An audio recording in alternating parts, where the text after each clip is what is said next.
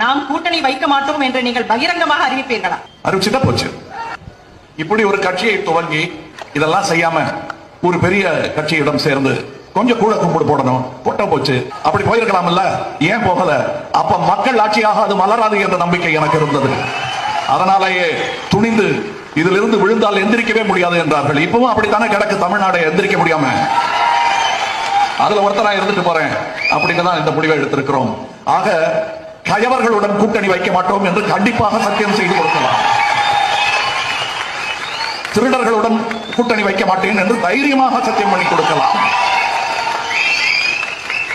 குற்றவாளிகள் என்று எங்களுக்கு தெரிந்து விட்டால் கூட்டு சேர்க்க மாட்டோம் என்று வாக்குறுதி கொடுக்கலாம். இது எலெக்ஷன் வாக்குறுதி அல்ல, கட்சி ஆரம்பிக்கும் போதே கொடுக்கிற வாக்குறுதி. மக்கள் நீதி மையம் துவங்கிய காலகட்டத்தில் குடும்ப அரசியல் தமிழ்நாட்டை குறித்தோடி புதைக்கிறாங்க திமுக சொல்லி எதிர்த்து அரசியல் ஆரம்பிச்சீங்க. இன்னைக்கு உடன் வந்திருக்கீங்க, எப்படி உங்களோட பதில் என்ன சார்? நாட்டுக்கு தேவை, அதனால் வந்திருக்கிறோம். இல்ல இங்க சந்திரன் ஒரு மானஸ் இருந்தா அவன் எங்கேன்னு தேடுற.